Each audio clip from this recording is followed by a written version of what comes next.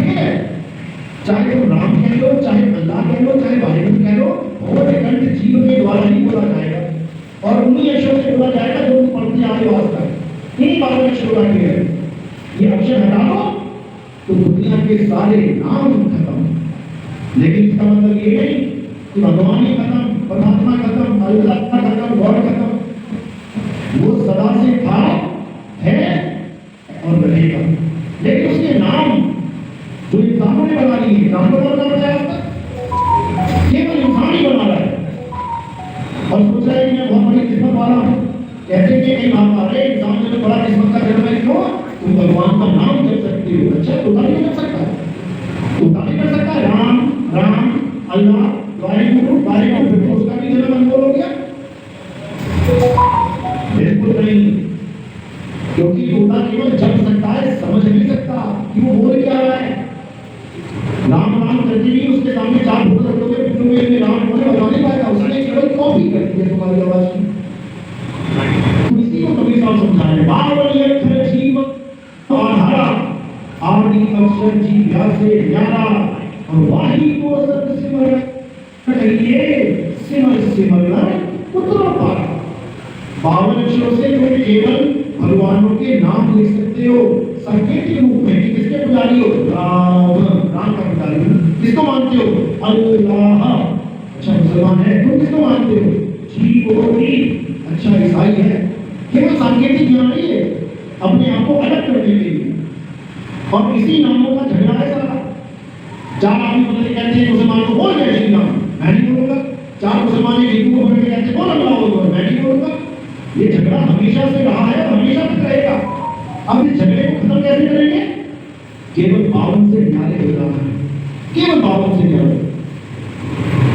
राम की जय करवाना चाहता है क्यों? क्योंकि दुनिया को राम ने बनाया है, ऐसा वो मानता है। वो अल्लाह की जय करवाना चाहता है क्योंकि वो सोचता है अल्लाह ने दुनिया बनाई है, लेकिन नाम का झगड़ा है। अगर दोनों ये कहते हैं कि दुनिया बनाने वाले की जय, तो दोनों में से किसी को प्रॉब्लम नहीं है। दोनों छोड़ो, सारी दुनिया में किसी को प्रॉब्लम नहीं है। जयकारा आपको लगाना है तो नामों को किनारे करके उसकी ताकत का जयकारा लगाओ। बारिश कराने वाले की जय, हवा चलाने वाले की जय। बताओ झगड़ा होगा नहीं? भैया राम को मानना है, राम को समझ के जय कर दिए, श्याम को मानना है, श्याम को समझ के जय कर दिए, सारा झगड़ा ही खत्म। लेकिन कोई झगड़ा खत्म नहीं करना चाहता, झगड़ा करने में विश्वास रखते हैं। क्यों? क्योंकि उनके अक्षर उनको बहुत प्यारे हैं। रा और मां बहुत प्यारा है, अल्लाह बहुत प्यारा है, वाहिगुरु बहुत प्यारा है। जबकि सब वाणियां क्या कह रही हैं? कोई बोले राम राम, कोई बुलाए, कोई सेवे गुसैया, कोई अलाए, सब एक ही है, सब एक ही है। क्योंकि आज तक भगवान के नाम पे, अल्लाह के नाम पे केवल इंसान लड़ा है। कभी तुमने सुना है कि अल्लाह ने राम को पकड़ा, झगड़ा किया, या गॉड ने आके अल्लाह को मारा? कभी नहीं सुनोगे। ये सुनोगे हिंदुओं ने मुसलमान को काटा, मुसलमान ने ईसाई को काट दिया, ईसाई ने यहूदी को मार दिया। क्योंकि ये झगड़ा कर रहे हैं एक ताकत के नाम पे, और वो ताकत बड़े आराम से बैठी है, वो आती बीच में। मुसलमान सोचते हैं मुसलमानों पे अत्याचार होगा तो अल्लाह मेहर करेगा। बताओ सारे हम भोगे तुम्हारे सिर पे, किसने मेहर करी? क्योंकि तुम्हें पता ही नहीं है मेहर है क्या। तुम सोच रहे हो कि यहूदियों के ऊपर बिजलियां गिरा देगा, अल्लाह कभी नहीं गिराएगा, क्योंकि वो भी उसके बच्चे हैं। किसको मारेगा? किसी को नहीं मारेगा। वो अगर आया तो केवल झगड़ा सुलझाने आएगा, वो पूरी खिलाने हराने नहीं आएगा। ये चीज पूरी दुनिया में किसी को समझ में नहीं आती। और सारी दुनिया में लोग इकरार करते हैं कि वो आएगा कि आएगा। अरे भाई तुम्हारे लिए बैठा है, तो आएगा, उसको जगाओ तो सही। लेकिन कोई जगाना नहीं चाहता। अक्षरों से नहीं कर रहे थे तो हिंदू में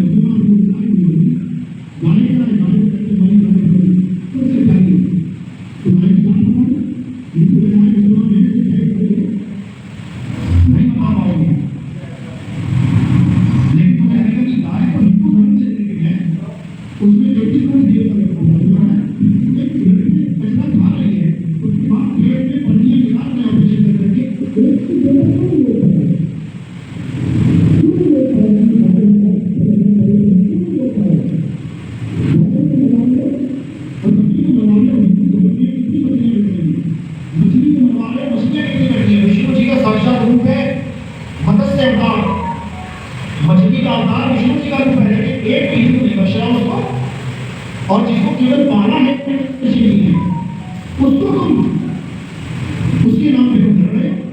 अरे भाई जिसने अवतार धारण किया है उसको तो तुम मछली ले रहे हो। मछली का अवतार धारण किया, पूरा अवतार धारण किया, बड़ा अवतार जंडीश्वर का अवतार धारण किया, वो तुम छोड़ नहीं रहे हो। उसके अवतार छेड़ो मत बार बार। हम केवल गाय के पीछे घूम रहे हैं। ये कहता है कि सब जीव एक समान है। बस सही है। गाय के साथ जो मछलियों की क्योंकि 84 लाख जन्मों में घटता है, कभी गाय बन जाता है, कभी बन जाता है, बस बस कभी बन जाता है, कभी मछली बन जाता है। इसको नहीं समझ पा रहे हैं लोग। और इसमें धर्म ऐसा बना के बाकी धर्म में लगे ये सब तब तक नहीं रुकेगा आपका विजय नहीं आएगा। इसलिए कभी का बात समझा रहे हैं कि तो विजय नहीं होगा, उसका जब नवाब होना ही होना है। उसको समझ में नहीं आएगी कहानी चल के रहेगी। और माया का एक बात बड़ा बात है कि माया उसी को भी खुशी मानेगा। बुरे बड़े योगियों को नहीं छोड़ा माया ने। बस तुम्हें क्या छोड़े? तो इसीलिए कभी इसका बार-बार यही समझा रहे हैं कि माया ने जब भटकाया, अब भटकना नहीं है और सत्य को अपनाना है। और उसी सत्य को सद्धाम कहते हैं। हमारा जो पथ है, पथ यानी रास्ता, मार्ग, पथ बेचारा चार चले तो पत्तियां चले विचार, अपना मार्ग छोड़ के फिर उदार सरकार ने एक रोड बनाई जंगल को पार करने के लिए, बिल्कुल सीधी रोड, लेकिन बुद्धि खराब, रोड छोड़ के जंगल में घुस गया। मतलब तो क्या हुआ? सत्यानाश नहीं होगा। इसीलिए कबीर साहब बार-बार समझा रहे हैं कि उस मार्ग को पकड़ो। धर्म तो एक ही है, धर्म एक ही है, लेकिन तुम्हें मार्ग हजारों बना दीजिए। धर्म एक ही है, कोई ये ना सोचे कि मुसलमान धर्म है, हिंदू धर्म है, ईसाई धर्म है, यहूदी कोई धर्म है, सिख कोई धर्म है, बिल्कुल नहीं। धर्म एक ही है, वो है सत्य सनातन धर्म। और कोई धर्म नहीं है, इसके अलावा सब रास्ते हैं, पंथ हैं। सिखों में भी बोला जाता है आज्ञा वही अकाल की, कबीर को हुक्म है गुरु मानियो ग्रंथ। यानी सब सिखों को हुक्म देना हो कि ग्रंथ यानी वाणी यानी ज्ञान, ज्ञान ही गुरु है, उसमें देने की जरूरत नहीं है। जितना ज्ञान देना हमने ग्रंथ में डाल दिया है दिया। अब तुमने वाणी को गुरु मानना है। वाणी गुरु, गुरु है वाणी, बिच वाणी अमृत सारे। यानी अब देह को नहीं, अब ज्ञान को गुरु मानना है। तो ज्ञान को जो गुरु मानेगा, चाहे वाणी में पढ़ो, क्योंकि वो भी संतों ही उन्हीं के द्वारा लिखा गया है, चाहे जो मैं बोल रहा हूँ वो भी एक वाणी है, लेकिन दोनों वाणी इशारा कहीं किसी और का कर रहे हैं, इशारा किसी और का कर रहे हैं। गुरु साहब ने जो लिखा है, जो प्रभु में वो चाहे तो खोज शब्द में ले, वही हम समझा रहे हैं। अगर प्रभु से मिलना है तो शब्द में खोज करो, लेकिन इन शब्दों में नहीं, तुमने बना दिए हिंदी उर्दू फारसी, इसमें नहीं खोजना है। उस शब्द में खोज करना है जो स्वयं ही परमात्मा है, जो स्वयं प्रभु है, उसको जानना। तो यही समझाते बड़े बड़े ऋषि मुनि संत महात्मा निकल गए, लेकिन ये जीव नहीं समझा। अब इसी मंत्र को चलाया जा रहा है सद्नाम के ज्ञान से, कि चाहे कोई हिंदू है कोई बात नहीं, मुसलमान है कोई बात नहीं, सिख है ईसाई है कोई बात नहीं, इस धर्म में हो धर्म में हो, लेकिन सद्नाम को सद्नाम के बिना किसी का कल्याण होने वाला नहीं है। बस इतना समझ लो। तो कहते हैं चिंता तो सद्नाम की और न चितवेदार, केवल सद्नाम की चिंता करनी है कि मुझे सद्नाम मिले और मुझे अपना स्वरूप प्राप्त हो। नहीं तो बिना स्वरूप प्राप्ति के जो भी दुनिया में निकलेगा वो भटक जाएगा। क्यों भटक जाएगा? कारण क्या है? क्योंकि उसको ऐसा लगेगा कुछ समय जैसे मैं मर रहा हूँ। क्यों? क्योंकि वो अपने आप को आदमी और भगवान मान बैठा है, अपने असली स्वरूप को, सत्य स्वरूप को भूल गया और अपने आप को आदमी और मान के बैठ गया। अब जब अंत समय आएगा तो उसे लगेगा मैं मर रहा हूँ। और याद रखना, मरना कोई नहीं चाहता, मरना जो ही नहीं चाहता तो कांपने लगेगा, हालत खराब हो जाएगी। उसके बाद एक प्रबल इच्छा होगी कि मैं जीना चाहता हूँ, और ये अरदास कहाँ तक आएगा? अपने मालिक की जरूरत है। कि परमात्मा में जीना चाहता हूँ, मैं मरना नहीं चाहता। और जैसे अरदास कर गई तो क्या हुआ? अरे जो मांगो ठाकुर अपने से सोई सोई देवे। जैसी तुम अरदास करोगे मुझे जीना है प्रभु, मुझे शरीर बचा लो मेरा, वो कहेगा ले तू अगला शरीर पर। याद रखना, जो तुम मांगोगे वही मिलेगा। इसलिए हमारे पंथ में हम बार बार समझाते हैं, सेवा करो, सिमरन करो, जो मर्जी करो, मांगना कुछ नहीं मांगना है। अगर मांगोगे तो लेने के लिए आना पड़ेगा, तैयार रहना। इसीलिए इसको दिया गया है नाम निस्वार्थ। सेवा करो निस्वार्थ, सिमरन करो निस्वार्थ, कुछ भी करो निस्वार्थ। अपना स्वार्थ नहीं होना चाहिए। क्यों? क्योंकि तुम एक कैदी हो और तुम रिहाई के लिए ये सब कर रहे हो। अब वापस आके कुछ लेने के लिए नहीं कर रहे हो कि मैंने लेकर में 1000 की सेवा की, भगवान मुझे 10 गुना कर दे। आज के टाइम में जहां पर भी तुम भीड़ देख रहे हो, किसकी भीड़ है? भक्तों की भीड़ है क्या? एक भी भक्त नहीं मिलेगा उसमें। वो भिखारियों की भीड़ है, भिखारियों की। जिसकी दरबार में जाके देखोगे भिखारी बैठे हैं सारे, मुझे ये चाहिए, मुझे वो चाहिए, मुझे ये। मतलब देने वाले को तुमने इतना कमजोर समझ लिया है कि जब तक तुम मांगोगे नहीं 20 बार, वो जान नहीं पाएगा कि तुम्हें क्या चाहिए। इतनी हैरानी होती है और अपने आप को भगत मानते हो, भगत है। अरे तुम भगत नहीं हो, तुम भिखारी हो। और साहिब ने समझा रहे, अरे चाह गई चिंता मिली ये मनवा बेपरवा, और जिसको कुछ नहीं चाहिए वही शहंशाह। शहंशाह को कुछ नहीं चाहिए और परमात्मा यहाँ तुम्हें शहंशाह बनाने आते हैं कि तुम शहंशाह बनो, कुछ नहीं चाहिए। तेरा बहाना मीठा लगे, एक रोटी है तो एक रोटी खा के शहंशाह, सूखी रोटी है सूखी रोटी खा के शहंशाह। जो उसने देखा उसकी जबानी बाती होगा तुम शहंशाह, नहीं तो तुम्हारे को बीमारी पे जाएगा है। और याद रखना, अगर बीमारियों को कुछ मिलता होगा भगवान से तो मंदिर के बाहर जितने भिखारी बैठे हैं ना, ये तुमसे भी बड़े करोड़पति सारी उम्र में नहीं मानते। और वो भी होशियार है, उनको पता है कि बेटा भीख मंदिर के बाहर मिलेगी, अंदर नहीं। समझ लेना बात को। भिखारी इतना होशियार है, उसको पता है कि मैं अगर भीख मांगूंगा, मूर्ति से मांगूंगा, मुझे नहीं मिलेगा। क्योंकि अगर मूर्ति कुछ देती होती तो दान पात्र की होती नहीं। समझो, तुम वहां लेने जा रहे हो या देने जा रहे हो? भिखारी को पता है कि प्रभु मूर्ति में नहीं, प्रभु कहाँ है? प्रभु तुम्हारी आत्मा में विराजमान है। इसीलिए एक जीवित आदमी उस भिखारी को लाख रुपया नहीं दे सकता है, क्योंकि उसमें प्रभु है। दिल में दया आ गई प्रभु की, भिखारी को दिलपति बना दिया। लेकिन तुम मूर्ति के आगे लाख में बैठे हो, कभी एक लाख की गड्डी ले जाए तो कहने को हमारी लक्ष्मी माता है, लेकिन अमीर कौन कौन है जो लक्ष्मी को मानते करेंगे? अरब देश देखो, इतनी महंगी महंगी गाड़ियां, सोने के बदले बना रखे हैं, एक बार भी लक्ष्मी जी की आरती नहीं लाई होगी। और हमें जन्मों जन्म हो गए गाते हुए, हम फिर वहीं के वहीं बैठे हैं। तो इसको समझो अच्छी तरह, प्रभु का वास आत्मा में। कुछ की क्या समझाने हैं? हे अर्जुन, मैं हर जीव के हृदय में वास करता हूँ, सब जीवों के हृदय में मेरा वास है। लेकिन कोई समझ ही नहीं रहा है। इतना समझाया गीता में, इतना समझाया, लेकिन किसी के समझ में नहीं आता।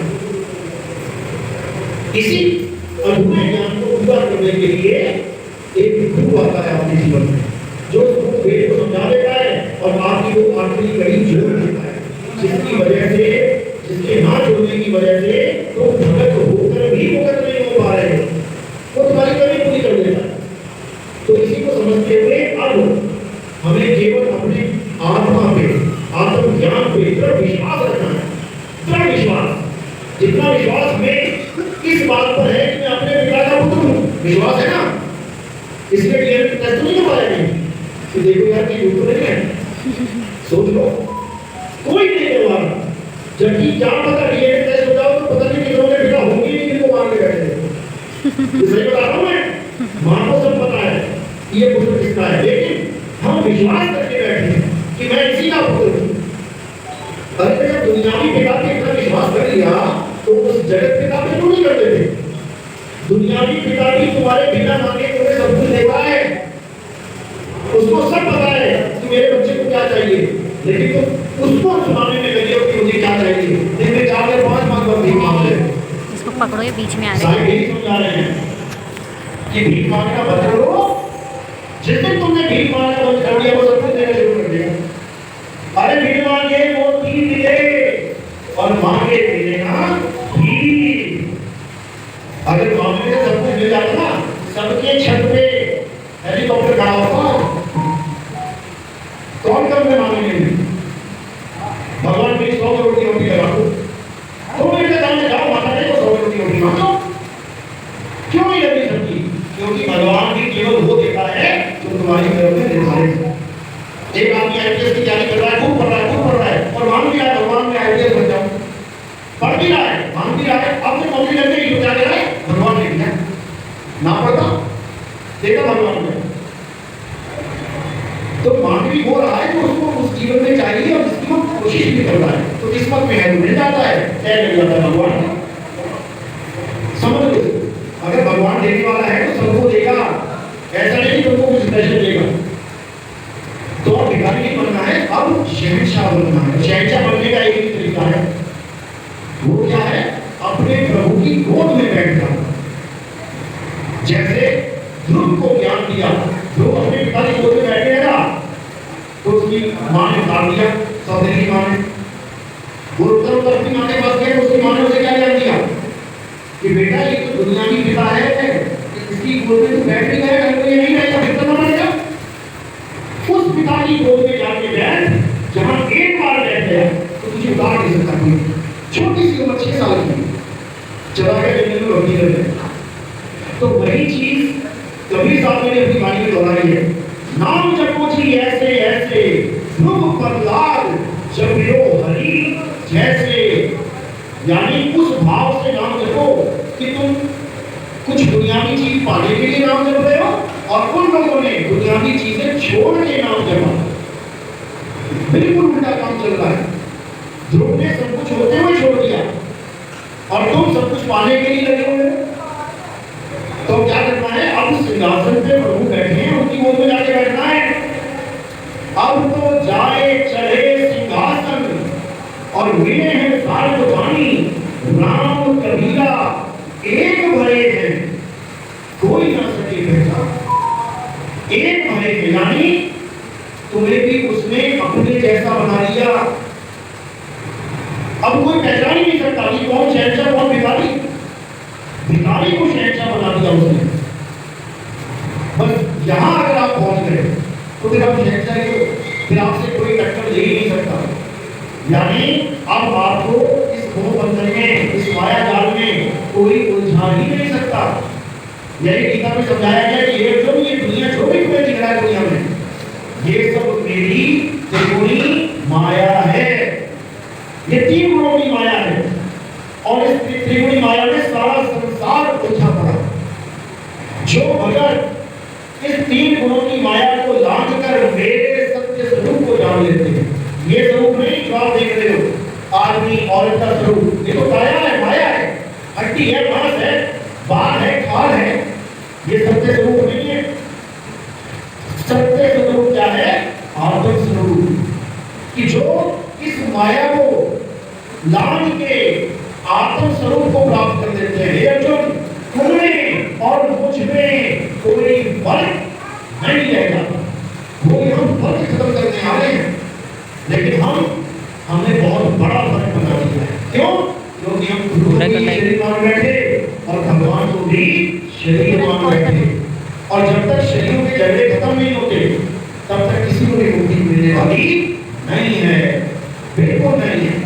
तो जब अंत समय आता है और रूप आप जाती आपकी कि बाप रे बाप, मरने वालों क्या करूं मैं, अब दिमाग कर देता है कि मेरी काया खत्म ना हो, मुझे जीवन मिल जाए। वही अगले जन्म का बीज है। और जैसे तुमने बीज बो दिया, अब समझ लो कि ये पेड़ बनने से कोई नहीं हो सकता, कोई नहीं हो सकता। तो साहब क्या करें? इस बीज का नाश कर देना है। कैसे करेंगे? अपने सत्य स्वरूप को जानते। जैसे ही हम समय में तुम अपने स्वरूप को प्राप्त करोगे, उसी वक्त तुम्हारा इस काया से मोह बंद हो जाएगा। उसी वक्त उड़ा रहे हो, जैसे हेलीकॉप्टर ने इंडिकेशन दे दिया कि भैया ब्लास्ट होने वाला है, देखो क्या होता है, उसी वक्त छलांग मार देता पायलट पैराशूट लगा के, क्योंकि उसको पता है ये मेरा जरूर नहीं है, भले अपने धर्मों का है, मैं कुछ और हूं और ये हेलीकॉप्टर कुछ और है। इसी प्रकार जब ये हेलीकॉप्टर ये फटने वाला होता है, उसी वक्त आप अपने स्वरूप को पकड़ लेते हैं कि मैं ये नहीं हूं, मैं ये हूं, और जैसे अपने स्वरूप को प्राप्त किया उसी वक्त इतना आनंद आता है, इतना आनंद क्यों? क्योंकि हम हैं ही सच्चिदानंद, हमारा स्वरूप ही आनंद है, लेकिन हम अपने स्वरूप को, अपने आनंद को भूल के हम इन 5 तत्वों में आनंद ले रहे हैं, इसलिए धूमधाम है। तो जैसे ही हम अपने सत्य स्वरूप को प्राप्त करेंगे तो क्या अवस्था बन जाएगी? सत्य चित्त आनंद। चित्त क्या है? ये हमारा चित्त, हमारा चित्त यानी हमारी सूरत जैसे ये सत्य को प्राप्त करती है उसी वक्त हमारा स्वरूप क्या हो जाता है? मतलब है सत्य को प्राप्त करके आनंद में रहना। तो जैसे ही तुम अपने आनंद में आओगे, अब ये काया जाने दो। जैसे तुम केले लेके आते हो, देख के तो केले का छिलका लेके आते हो, हरा है कि पीला है, लेकिन जब केला खाते हो तो केले का छिलका कहाँ जाता है? डस्टबिन में। इसी प्रकार ये है केले का छिलका। जैसे तुमने अपने आनंद को प्राप्त किया, अब तुमने इस केले के छिलके को डस्टबिन में डाल देना है। तो इसी को बोल रहे कबीर साहब, जिस मरने से जग करे मेरे मन आनंद, और मरने पर ही पाइए पूर्ण परमानंद। जब तक तुम्हें मरना नहीं आ गया, मरने का मतलब अपने आप को प्राप्त करना, नाशवान काया से हटके अपने स्वरूप को पाना। जब तक ये नहीं समझ में आ गया, जब तक तुम कभी मृत्यु से भय मुक्त हो ही नहीं सकते, हो ही नहीं सकते। लेकिन साहिब कह रहे हैं कि जिस मरने से जग रहे मेरे मन आनंद, जब अपने स्वरूप को पा लिया तो अपने आनंद में रहना सीखिए और हमेशा तैयार रहना है, बिल्कुल तैयार रहना है। हेलीकॉप्टर हवाई जहाज में जब जाते हैं तो पहले तो आप गाइड करते हैं कि अगर बाय चांस ये हवाई जहाज क्रैश हो रहा है तो आपने क्या करना है, कैसे इसमें से छलांग मारनी है, सब कुछ पहले से ट्रेन कर देते हैं। और जो बंदे बैठे होते हैं वो तैयार होते हैं कि कुछ भी हो सकता है, उसी वक्त छलांग मारने के लिए तैयार है। लाइफ जैकेट पहनी, चल मेरे भाई। तो इसी तरह हर पल मृत्यु तुम्हारे सामने खड़ी है और तुमने पूरा तैयार रहना है दाव लगाने के लिए। और जैसे तुम दाव लगाओगे, मृत्यु तुम्हारे कदमों के नीचे आ जाएगी। वो काल भगवान जिसको मृत्यु कहते हैं, जिसके मुंह में सारी दुनिया है, वो तुम्हारे पैरों के नीचे आ जाएगा अगर तुमने सही दाव लगा दिया। यही कबीर साहब समझा रहे हैं, अरे काल के सिर पे पांव दे, सतगुरु के उपदेश, और साहिब वहां पकड़ के ले चले अपने देश। साहिब वहां पकड़ के अपने देश ले जाएंगे। और कौन सा देश छूट जाएगा हमेशा के लिए? ये 3 लोग। अरे 3 लोग हैं देह में, रोम रोम में। मेरे सतगुरु ना पाएंगे सार शब्द जहां। अरे सार शब्द है शिखर पर और मूल ठिकाना सोए, मेरे सतगुरु पाए नहीं लाट को देखे कोई। ठिकाना भी बता दिया, समझा भी दिया, लेकिन फिर भी जीव की बुद्धि में, फिर भी जीव की बुद्धि में बात नहीं जा रही है, बात नहीं जा रही है। यहां तक कि समझने के बाद भी ये जो अंदर काल बैठा है, मन रूपी काल, ये डामाडोल कर देता है जीव को संशय का बीज डाल के, क्योंकि इसको पता है कि अगर ये जीव निकल गया तो मेरी सृष्टि खाली हो जाएगी। अरे दुकानदार नहीं चाहता कि मेरे सारे वर्कर से छोड़ के चले जाएं, वो काल तो 3 लोग का ठिकाना लेके बैठा है। अरे 3 लोग की जेल है, पाप पुण्य 2 जाल, सारा जग भोजन बना खाने वाला काल। इस काल ने 2 जाल बिछा रखे हैं, पाप पुण्य। बाहर जाके देखो, देख गणन काटते हैं बकरों की, मुर्गों की, दिन भर पाप कमा रहे हैं, चोरी कर रहे हैं, ठगी कर रहे हैं, बिजनेस भी कर रहे हैं, तो उसमें लोगों को धोखा दे रहे हैं। ये सब पाप का घर भर रहा है उनका। उसको लगता है कि हाँ 1000 रुपया आता, लेकिन बेईमानी करके 50,000 आ गया, 1 लाख आ गया, अब मैं सुखी हूँ। कुरान में यही लिखा है कि ये दज्जाल स्वर्ग को नरक और नरक को स्वर्ग बना के दिखा देगा तुम्हें। यानी जो ईमानदारी से काम कर रहा है उसको नरक बना के दिखा देगा जीवन की। देख तू कितना गरीब है, देख तेरी छत जो रही है पैसे नहीं तेरे पास इसको रिपेयर कराने के लिए, देख तुझे सूखी रोटी मिल रही है, यही दर्द है। जबकि उसको स्वर्ग मिलने वाला है ईमानदारी के लिए, और एक बेईमान को नरक को स्वर्ग बना के दिखेगा। देख कितना बड़ा आलीशान बंगला है, देख झूमर कैसे लटके हुए हैं, ये तो स्वर्ग है। कर बेईमानी लूट, कितना लूट सकता है दुनिया को।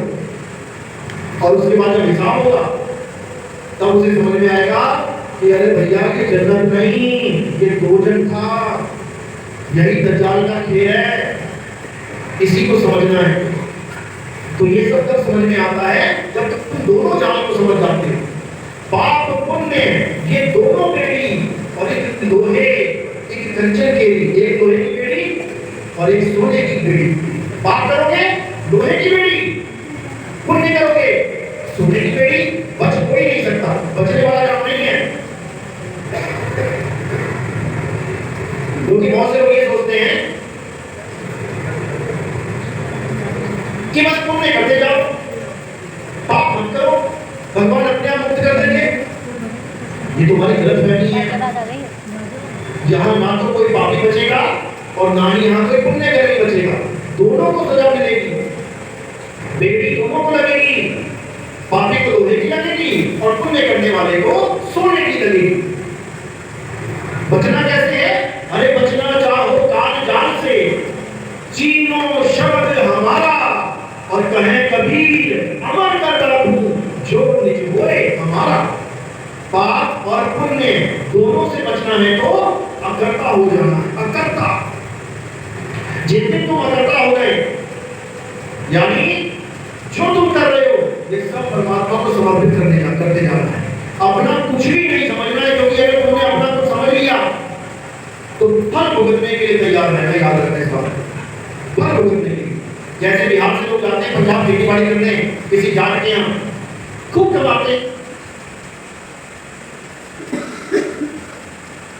मेहनत करते हैं, खूब दाना लगाया, खेती बाड़ी के लिए झोंका लगाया, उसके बाद घर को चले गए। अब एक बार भी चिंता नहीं करते, लगेगा नहीं लगेगा, फसल होगी नहीं होगी, बिकेगी नहीं बिकेगी, मतलब ही नहीं है कोई, क्योंकि उसको बताइए झूठा मेरा है ही नहीं।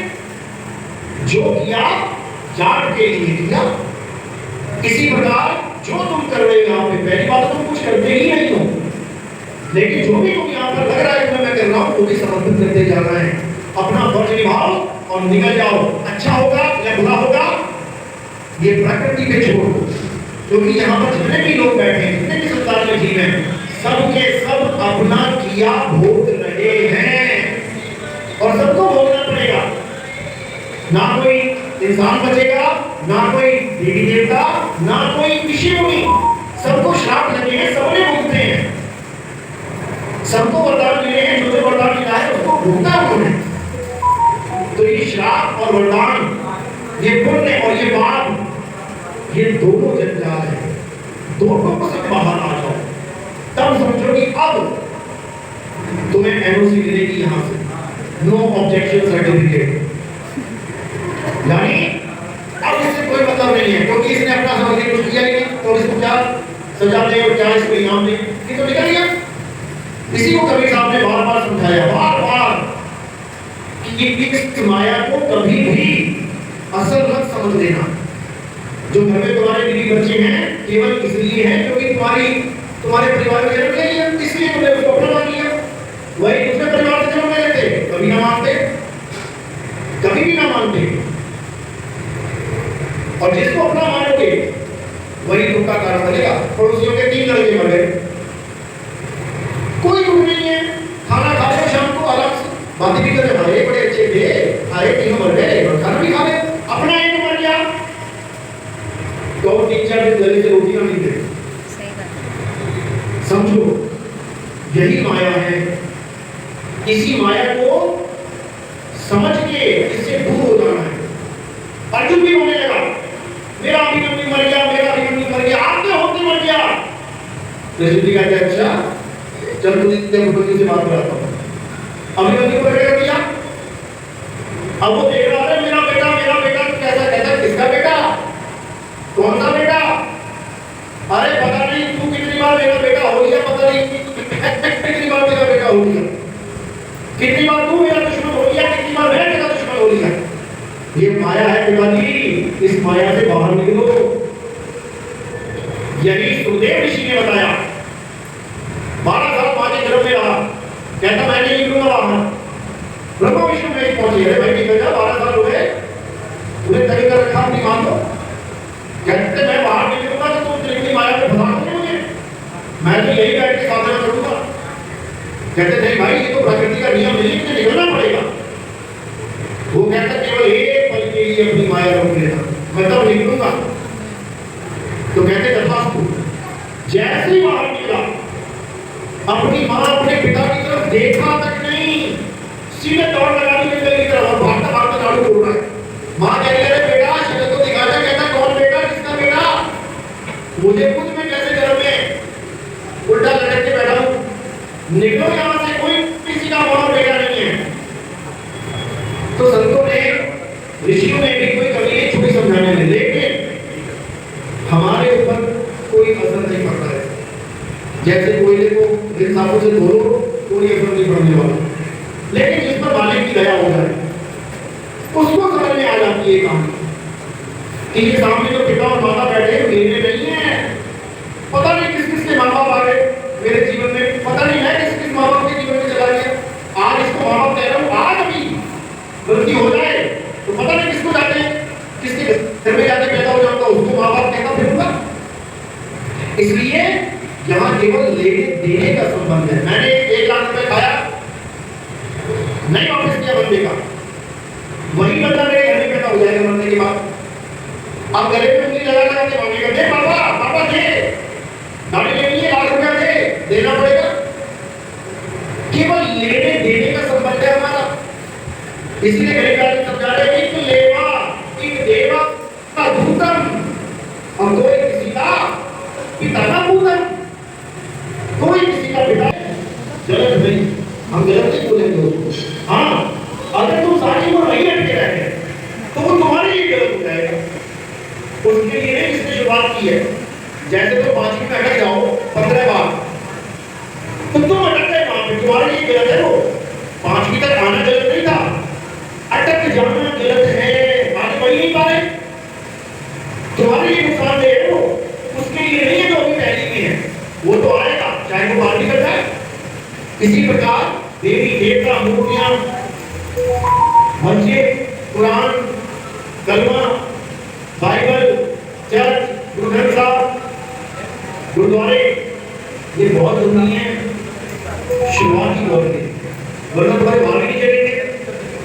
जिसको तुमने कभी देखा नहीं, जिसको तुमने जाना नहीं, वही टाइम से प्यार कर जाएगा, तुम कैसे करोगे प्यार। लेकिन जब तुम उसके बारे में पढ़ोगे कि संतों ने क्या क्या लिखा है मालिक के बारे में, अरे ऐसी बात है, ऐसी बात है, तो मन में भाव उत्पन्न होने लग जाते हैं, और भाव से ही भक्ति होती है। लेकिन आगे जाके यही भाव 2 भाव में बदल जाते हैं। एक भाव जो जड़ के साथ जुड़ जाता है, और एक भाव जो सत्य के साथ जुड़ जाता है।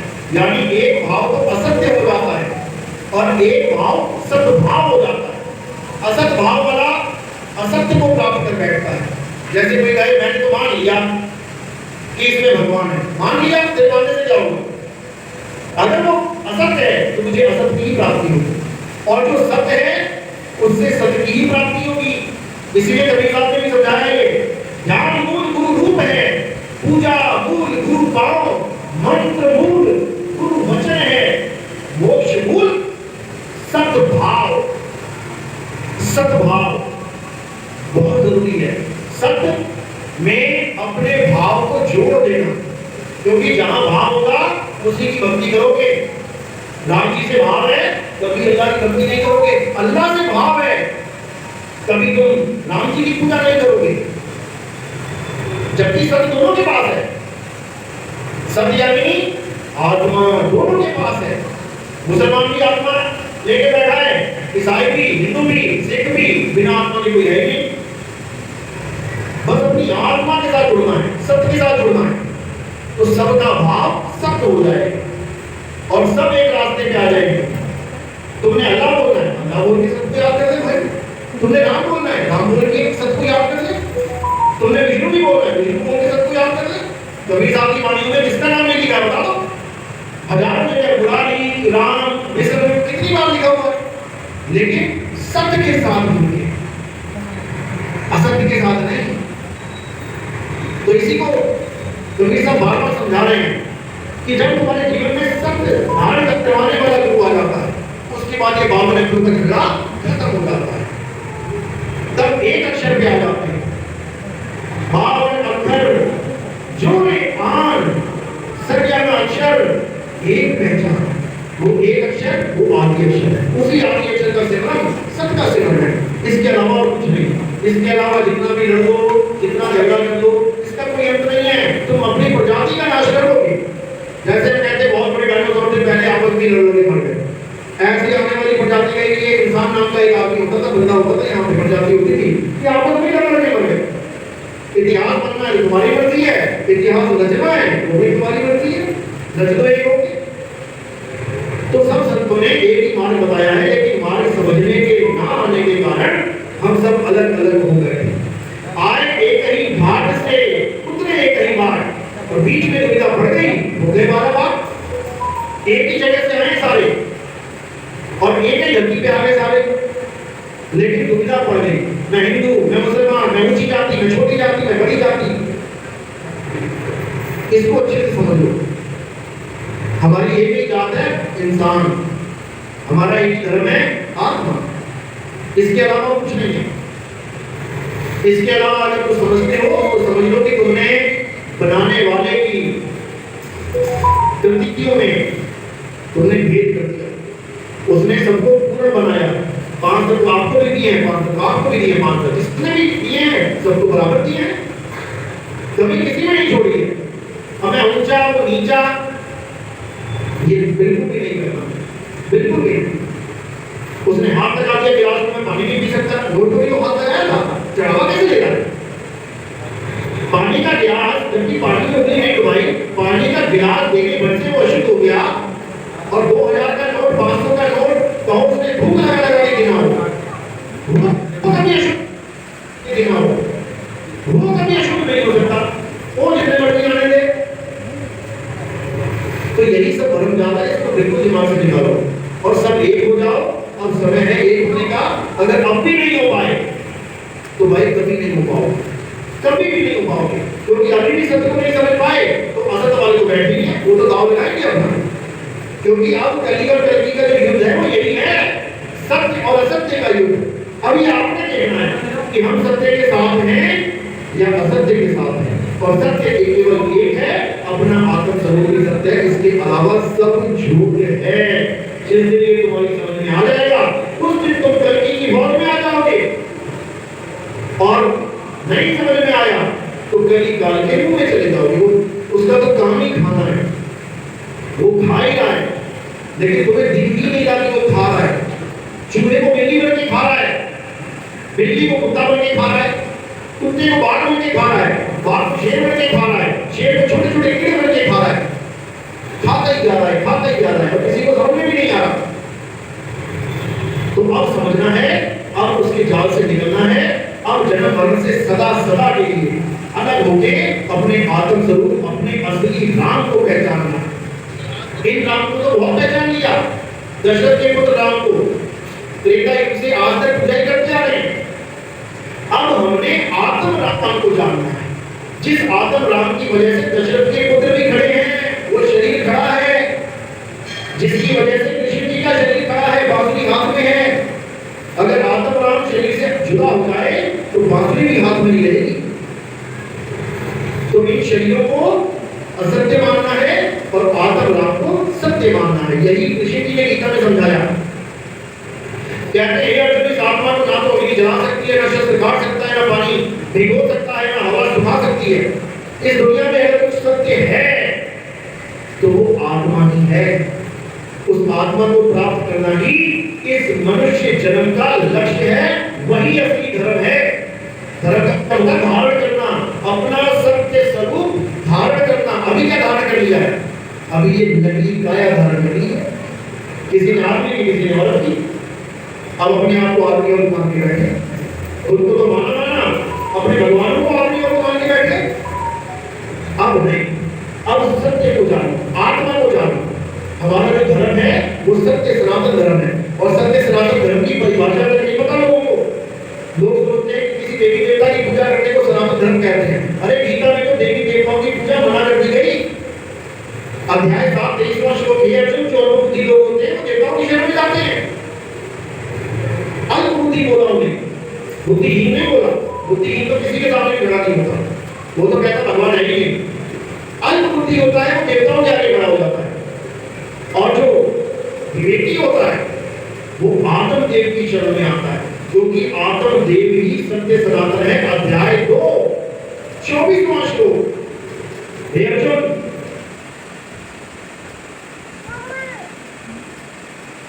ये आत्मा न जलाई जा सकती,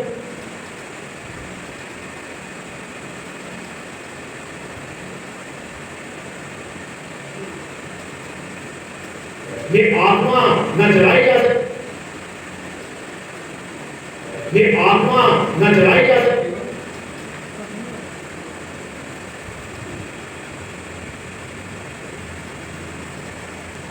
ये आत्मा न जलाई जा सकती, और अंत नहीं है, जो कभी पैदा नहीं होता, कभी मरता नहीं।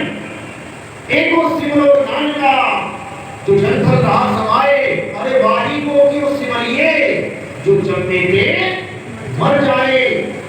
जो पैदा हुआ कुछ समय के बाद मर गया, उसको क्या पूछ रहे हो? अच्छी तरह समझ लो।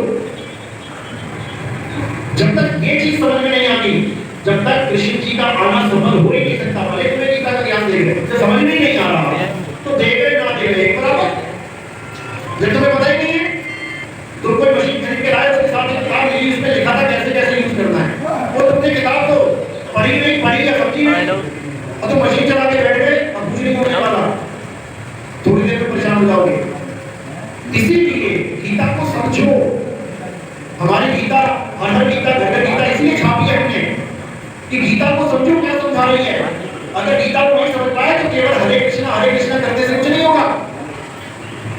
गीता को ध्यान से समझो क्या समझा रही है। केवल भगवान का नाम जपने से कुछ नहीं होगा। अगर भगवान का नाम जपने से कुछ होगा तो ठीक है, 10 अवतार में एक अवतार बुद्ध जी का भी है, तो तुम केवल बुद्ध का नाम जपो, हरे बुद्ध हरे बुद्ध हरे बुद्ध हरे बुद्ध करके देख लो। अगर राम राम करने से मुक्ति मिलेगी, हरे कृष्ण से मुक्ति मिलेगी, तो बुद्ध अवतार भी 9वां अवतार है विष्णु जी का। सारे हिंदू नमो बुद्धाय करना शुरू करो जरा, मिल जाएगी मुक्ति।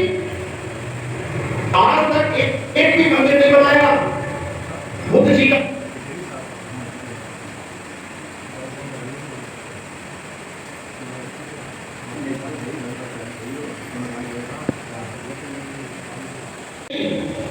पूजने वाला क्यों? क्योंकि बुद्ध जी ने मूर्ति पूजा का खंडन किया है। लेकिन दुख की बात यह है कि आज महात्मा बुद्ध की मूर्तियां बना के पूजी जाती हैं।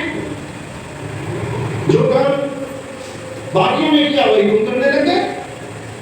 यहाँ तक कि कबीर साहब ने मूर्ति पूजा का खंडन किया। पाथर पूजे हरि मिले तो मैं पूजूं पहाड़, वासुकी चाकी भली पीस खाए संसार, उनकी भी मूर्तियां बना के पूजना शुरू कर दिया। अरे तो फायदा क्या हुआ उनका ये सब बोलने का? इतना बड़ा गीता का ज्ञान दिया है, जो आत्मा अमर है, अजन्मा है, नित्य शाश्वत है, क्या फायदा हुआ जब आत्मा का ज्ञान ही नहीं है? कोई भी आदमी मर रहा है, उसको पता ही नहीं है आत्मा का ज्ञान क्या है, तो क्या फायदा हुआ गीता का ज्ञान देने? बिना ज्ञान दिए चले जाते। गीता का ज्ञान इतना अनमोल ज्ञान है कि आज विदेशों से अंग्रेज ढोलकियां बजाते बजाते आते हैं वृंदावन में। जाके देखना कभी, वो कृष्ण जी को देख के नहीं आ रहे कि मनमोहक सुंदर है और ये है और वो है। उनके देशों में गीता का ज्ञान ट्रांसलेशन कर करके भेजा गया। फ्रांस में फ्रेंच भाषा में भेजा गया, स्वीडन में स्वीडिश भाषा में भेजा गया, जापान में जापानी भाषा में गीता का ज्ञान भेजा गया कि पढ़ो गीता में क्या लिखा है। और जब अंग्रेजों ने पढ़ा तब उनको समझ में आया, बाप रे बाप, ऐसा ज्ञान है गीता में। लेकिन जिन्होंने ज्ञान समझाया वही अज्ञानी जीव थे। उन्होंने ढोलकियां लटका दी उनके गर्दनों में। पीटो, मंत्र दे दिए जपने के लिए, जपो। जबकि गीता कह रही है कि आत्मा को जानो। किसी को भी खड़ा कर दो, कोई गीता बेचता हो यहाँ पर, सड़कों पे खड़े होकर उनसे पूछो आत्मा क्या है, आत्मा का स्वरूप क्या है, तुम्हारा स्वरूप क्या है। कृष्ण जी आदमी है या औरत है, देखो कैसा कंफ्यूज हो जाता है। तो इसी चीज को समझना है। अब आत्मा पे आ जाना है, और आत्मा ही नाम है, आत्मा ही विष्णु है, आत्मा ही बुद्ध है, आत्मा ही कबीर है, आत्मा ही आप हो, कोई भेद ही नहीं है। नहीं कबीर नहीं धर्मदासा, अक्षर एक, अक्षर यानी अविनाशी, अक्षर एक, सब घटे ही निवासा, वाही को सब सिमरण करिए, सिमर सिमर महत्व पा। इसी को समझना है, उसी एक अक्षर का सिमरण करना है, उसके अलावा सब झूठ, सब झूठ। चलो आज का सत्संग यही समाप्त करते हैं। और आप लोगों को फिर से एक बार गुरु पूर्णिमा की बहुत बहुत आपको बधाई और आशीर्वाद। और जो भगत नाम दीक्षा लेना चाहते हैं ऑनलाइन, जहां पर भी ये सत्संग चल रहा है, अभी आपको थोड़ा वेट करना पड़ेगा। 1 घंटे के बाद मैं फिर दोबारा खड़ा होऊंगा, और जो भी नाम दीक्षा लेना चाहेंगे वो संपर्क कर सकते हैं। बोलिए परम पिता परमात्मा की जय।